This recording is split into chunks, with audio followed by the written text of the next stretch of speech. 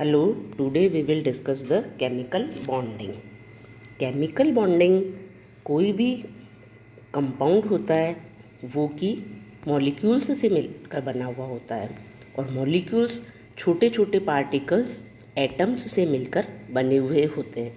तो किसी भी कंपाउंड में एटम्स जो आपस में बंधे हुए रहते हैं तो ये एक फोर्स है जिसके द्वारा बंधे रहते हैं, उसको हम एक बॉन्ड कहते हैं। और हम जो कि रासायनिक कंपाउंड्स की बात करते हैं तो उस फोर्स को केमिकल बॉन्डिंग कहा जाता है। तो केमिकल बॉन्डिंग एक फोर्स है जो कि एटम्स को आपस में बांधे रखता है, या हम कह सकते हैं कि एक chemical bonding is a energy necessary to hold two different atoms together as a part of a chemical compound. Chemical bonding समझने से पहले हम ये देखते हैं कि कोई भी एटम क्या है। एटम एक पॉजिटिवली चार्ज न्यूक्लियस के चारों तरफ नेगेटिवली चार्ज पार्टिकल्स इलेक्ट्रॉन्स जो कि लगातार सराउंडेड उसके घूमते रहते हैं और हमें एक एटम मिलता है जिसमें इलेक्ट्रॉन्स ऑर्बिटल्स में घूमते रहते हैं और वो एटम्स मिलकर मॉलिक्यूल्स बनाते हैं। और we can say the bond is a strength or to bind up two or more atoms. Also, strength of the bond depend on the molecules or atoms involved in the process of bond formation. कोई भी atoms आपस में किस तरीके के bond से जुड़े हुए हैं उसके आधार पर हम बॉन्ड्स को अलग अलग कैटेगरी में कैटेगराइज कर सकते हैं, जिसे कि हम विभिन्न प्रकार के केमिकल बॉन्ड्स कहते हैं, जो कि आयोनिक बंध, कोवेलेंट बंध, सहसंयोजक बंध जिसे कहते हैं, हाइड्रोजन बंध और मेटेलिक बॉन्ड। इनको हम एक एक करके डिस्कस करेंगे। आयोनिक बॉन्ड दो एटम्स के बीच में होता है, लेकिन ये क्या है, एक स्ट्रॉन्ग इलेक्ट्रोस्टैटिक फोर्स है जो कि दो एटम्स के बीच में होता है। और इलेक्ट्रोस्टैटिक फोर्स जब कोई भी एक एटम से एक इलेक्ट्रॉन पूरी तरीके से बाहर निकल जाता है तो पॉजिटिवली चार्ज एटम बनता है। इसी प्रकार से यदि कोई इलेक्ट्रोनेगेटिव एटम एक इलेक्ट्रॉन को अपने में प्रवेश करा लेता है तो वो नेगेटिवली चार्ज एटम बन जाता है। अब ये दो अपोजिट चार्ज बॉडीज़ के बीच में एक स्ट्रॉन्ग इलेक्ट्रोस्टैटिक फोर्स होता है जिसे कि हम आयोनिक बंध कहते हैं, और उससे बनने वाला कंपाउंड आयोनिक कंपाउंड कहलाता है। So an ionic bond is when an electron leaves one atom and exothermically enters into orbit around another. So these two oppositely charged ions now attract each other. और हम कह सकते हैं कि ionic बंध में completely transfer of electron from one atom to another atom होता है और दो opposite charged bodies बन जाती हैं। So the ionic bond are generally formed between metals and non-metals or electropositive and electronegative elements। इसको हम एक एग्जाम्पल के द्वारा समझ सकते हैं, जैसे कि सोडियम एक इलेक्ट्रोपॉजिटिव एटम है और क्लोरीन एक इलेक्ट्रोनेगेटिव एटम है, जिसमें कि सोडियम से एक इलेक्ट्रॉन आउटर मोस्ट ऑर्बिट से निकलता है और सोडियम प्लस आयन कैटायन बनता है। इसी तरीके से क्लोरीन में एक इलेक्ट्रॉन आता है और वो chlorine Cl minus chloride ion anion जिसे कहते हैं बनता है। अब इन दो अपोजिटली चार्ज आयन्स के बीच में इलेक्ट्रोस्टैटिक फोर्स होने के कारण वो आपस में बंधे रहते हैं और NaCl sodium chloride ionic compound बनता है और इनके बीच में आयोनिक बंध पाया जाता है। आयोनिक बॉन्ड एक मजबूत बंध होता है जिसके कारण ये आयोनिक कंपाउंड्स बनते हैं और जो कि स्टेबल होते हैं। कोवेलेंट बॉन्ड सहसंयोजक बंध सहसंयोजक बंध यदि एटम्स की इलेक्ट्रॉन नेगेटिविटी में अधिक अंतर नहीं होता है तो उनमें इलेक्ट्रॉन को त्यागने या इलेक्ट्रॉन को लेने की प्रवृत्ति नहीं होती है, उस केस में सहसंयोजक बंध बनता है, जहाँ पर कि विद्युत ऋणता समान या लगभग समान होती है। So the covalent bond is A type of chemical bond in which there is a mutual sharing of electrons between two atoms is called covalent bond. It is further classified into single, double and triple covalent bond with respect to mutual sharing of 1, 2 or 3 bonds respectively. यदि दो atoms के बीच में एक एक electron की sharing होती है तो सिंगल बॉन्ड बनता है, दो इलेक्ट्रॉन्स की शेयरिंग होती है तो डबल बॉन्ड बनता है, और 3 इलेक्ट्रॉन्स की शेयरिंग होती है तो ट्रिपल बॉन्ड बनता है। और अब उन शेयर्ड इलेक्ट्रॉन्स पर दोनों ही एटम का बराबर का अधिकार रहता है, और इस तरीके से हम देखते हैं कि कोई भी एटम का बॉन्ड बनाना वो उसके ऑक्टेट को पूर्ण करने की प्रवृत्ति की ओर अग्रसर करता है। और यूनिवर्स में हम देखते हैं कि किसी भी चीज़ को स्टेबिलिटी की ओर अग्रसर होना होता है जिससे वो अपना स्थायित्व प्राप्त कर सके।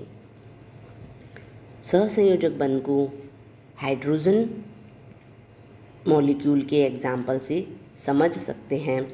हाइड्रोजन एटम जिसके 1s ऑर्बिट में एक इलेक्ट्रॉन उपस्थित होता है, या हम कह सकते हैं कि एक अयुग्मित इलेक्ट्रॉन है। यदि दो हाइड्रोजन एटम दोनों के पास 1s ऑर्बिट में एक इलेक्ट्रॉन प्रेजेंट है, वो दोनों पास में आते हैं तो उन दोनों के एक एक इलेक्ट्रॉन आपस में साझा करते हैं और अपना अपना कक्षक पूर्ण कर लेते हैं और हाइड्रोजन अणु की संरचना होती है। So when two hydrogen atom get close enough together the attraction is balanced in both directions and they share the electrons between them, a covalent bond is made and hydrogen H2 is formed. So the H2 molecule is the darker area between the two nuclei shows where the two electrons which are now shared are most likely to be, और दो hydrogen atom के बीच में एक एकल बंध बन जाता है। हाइड्रोजन बॉन्ड एक तरीके का अट्रैक्टिव फोर्स है जो कि हाइड्रोजन और एक इलेक्ट्रोनेगेटिव एटम के बीच में बनता है, और इसकी वजह से हम बहुत सी भौतिक गुणों को एक्सप्लेन कर सकते हैं। So the hydrogen bond is the attractive force between the hydrogen attached to an electronegative atom of one molecule and electronegative atom of a different molecule. So usually the electronegative atom is oxygen, nitrogen, fluorine which has a partial negative charge. तो hydrogen bond को एक example के द्वारा हम समझ सकते हैं। H2O molecule, H2O molecule में दो हाइड्रोजन परमाणु और एक ऑक्सीजन परमाणु है। बहुत सारे H2O मॉलिक्यूल्स जब प्रेजेंट होते हैं तो हम जानते हैं कि ऑक्सीजन इलेक्ट्रोनेगेटिव एटम है और हाइड्रोजन इलेक्ट्रोपॉजिटिव एटम है। जब ऑक्सीजन हाइड्रोजन से जुड़ा हुआ है सिग्मा बंध के द्वारा तो उसमें पार्शियल नेगेटिव चार्ज ऑक्सीजन पर और आंशिक धनावेश हाइड्रोजन पर आ जाता है।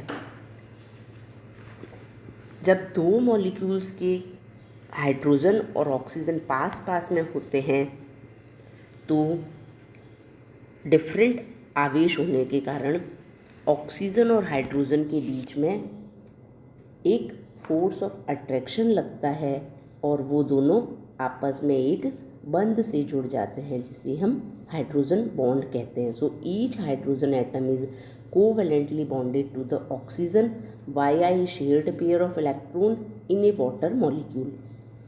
Oxygen also has 2 unshared pair of electrons, thus there are 4 pair of electrons surrounding the oxygen atom. 2 pairs involved in covalent bonds with hydrogen and 2 unshared pair of the opposite side of the oxygen atom, and so oxygen is an electronegative atom compared with the hydrogen. इस तरीके से oxygen के ऊपर आंशिक ऋणावेश आ जाता है और hydrogen के ऊपर आंशिक धनावेश आ जाता है।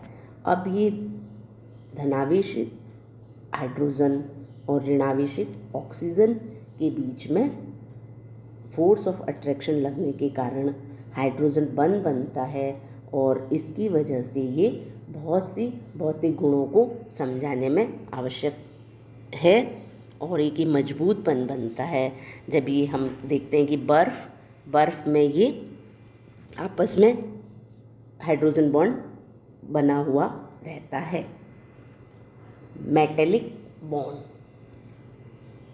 मेटेलिक बॉन्ड्स एक ये टाइप ऑफ बॉन्ड है जिसमें कि एलिमेंट्स जो हैं हमारे मेटल्स होंगे। मेटल्स को हम जानते हैं कि पॉजिटिवली या इलेक्ट्रोपॉजिटिव टेंडेंसी होती है। तो मेटेलिक बॉन्ड जो हैं वो मेटेलिक एलिमेंट्स में पाया जाता है और धात्विक बंध ये भी एक इलेक्ट्रोस्टैटिक फोर्स है, फोर्स ऑफ अट्रैक्शन है, जो कि पॉजिटिवली चार्ज मेटल आयंस के बीच में होता है और दूसरे जो डीलोकलाइज्ड आउटर इलेक्ट्रॉन्स है उनके बीच में प्रेजेंट होगा। Metallic bond refers to the interaction between the delocalized electron and the metal nuclei। कोई भी एटम जो है उसके सेंटर में पॉजिटिवली चार्ज न्यूक्लियाई प्रेजेंट होता है जिसमें प्रोटॉन और न्यूट्रॉन उपस्थित होते हैं और उसके चारों तरफ कक्षकों में नेगेटिवली चार्ज एटम इलेक्ट्रॉन्स उपस्थित होते हैं। नेगेटिवली चार्ज इलेक्ट्रॉन्स हमेशा कंटिन्यूअस सर्कुलर पाथ में घूमते रहते हैं और उन दोनों के बीच में एक बैलेंस रहता है जिससे कि कोई भी एटम अपनी संरचना को एग्जिस्ट करता है। तो मेटेलिक बॉन्ड जो कि हम कह रहे हैं मेटेलिक एलिमेंट्स के बीच में उपस्थित है और एक टाइप ऑफ फोर्स है जो कि मेटल्स के बीच में उपस्थित है। मेटेलिक बॉन्ड का एग्जाम्पल यदि लिया जाए तो कोई भी दो मेटल्स के बीच में उपस्थित होता है। हम ये देखते हैं कि मेटल्स की बहुत सी प्रॉपर्टीज़ होती हैं, वो प्रॉपर्टीज़ के द्वारा हम उनको डिस्क्राइब कर सकते हैं। मेटल्स में जो डीलोकलाइज्ड इलेक्ट्रॉन है, इस पिक्चर में हम देख रहे हैं कि रेड कलर के जो हैं ये इलेक्ट्रॉन्स डीलोकलाइज्ड इलेक्ट्रॉन्स को शो किया हुआ है और ब्लू कलर के पॉजिटिव चार्ज हैं जो कि मेटल कैटायन है। कोई भी मेटल कैटायन जो कि मेटल एटम है उसमें metal cations and the electrons are oppositely charged, they will be attracted to each other and also to other metals cations. These electrostatic forces are called metallic bonds and these are what hold the particles together in metals।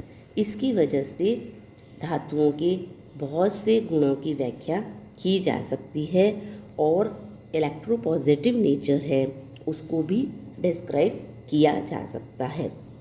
तो कोई भी molecule जो कि atoms से मिलकर बना हुआ है उन एटम्स के बीच में जो एक फोर्स है, बल है, जो कि उनको बांधे रखता है, वो एक रासायनिक बंध होता है।